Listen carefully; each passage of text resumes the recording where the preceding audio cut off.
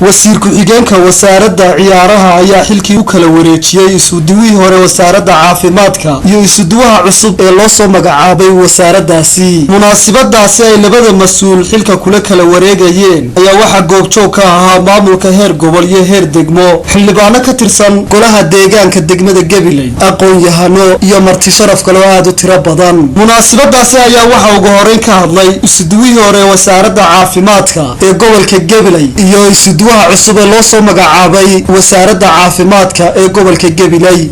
jimcaale ugu soo dhaweynaya si gacmo furana in waliba halkii aabihii laga eegi jiray inuu ka soo baxayo waajiba. waxa weeye odayada iyo wasiirada gobolka ka soo jeeda waxaan ku baraarujinayaa in maanta xilka aan wareejinayaa uu yahay xil degmo yaanu gobol ahayn. waayo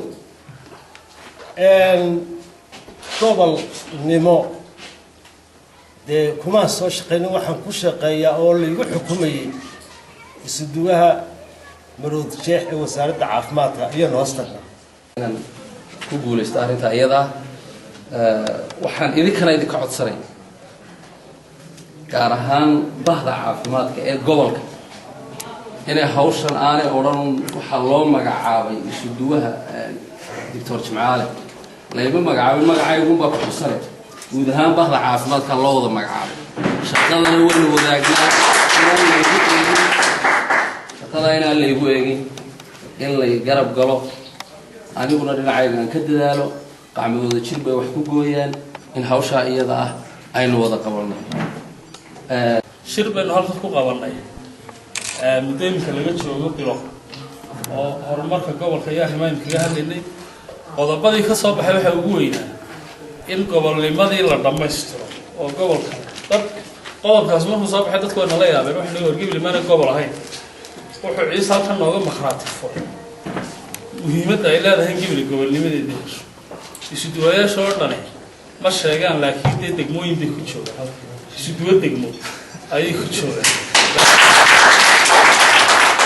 ma sheegaan. سعادة وسيم دائما دولتي اللي حكت شوكتو شركي والرئيس هربانية Gabiley رابسيان بقولنا فيين كي قال هاي واحد الشيء إن أنا هوش هذا المشروع هو قبضته لدحينها ما أنت ترى هي سوى معارضة أيها الكريم تو قبل بو أيها الناس أيها أبو ده مع مجا سيبحي قبل كل مين بحيان ملايين وإحنا من ملايين يا يسوى مدحوينا isagoo madaxweyne oo taladii hay'adaha isagoo waxba nagala baxaynayeen qolada heer Gabiley waliba wasiirada dawladda dhexe ku jirta iyo xildhibaanada gobolka ee baarlamaanka ku jira ayaa mislana arrintaas xaqooda way ka leexsantahay.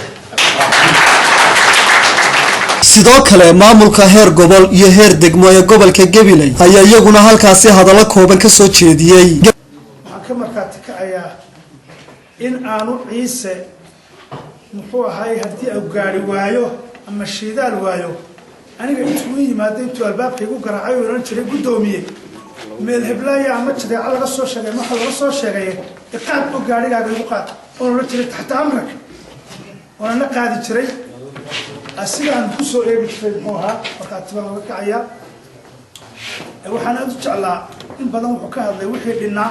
gabadii waxaa halkaasi ka hadlay isla markaasina xilkii u kala wareejiyay wasiir ku-xigeenka wasaaradda ciyaaraha. inaan marood jeexna hoosti kulli halkaas uu ku jiray saacid walba oo rabta cid hoosti ma cid kale ka saari mayso. su'aalo waxa ugu filan xamse waa runtiisa wasiirada gobolka ahayd inay ka shaqeeyaan annaga ahayd inaanu ka shaqeyno oo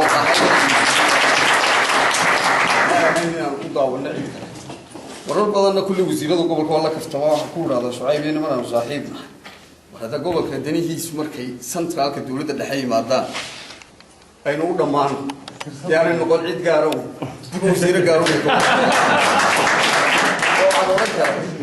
oo aan oran kara taariikhda maqnaashiyaha in wasiirada la koobi kala maqayay meesha keenay waayaad iyo jeer waa gobolka qulay wasiiradiisu aanay si dhammaystiran isku la socon. Tirsaaq Axmed ayaa halkaas telefishinka caalamiga ee Som News Gabiley.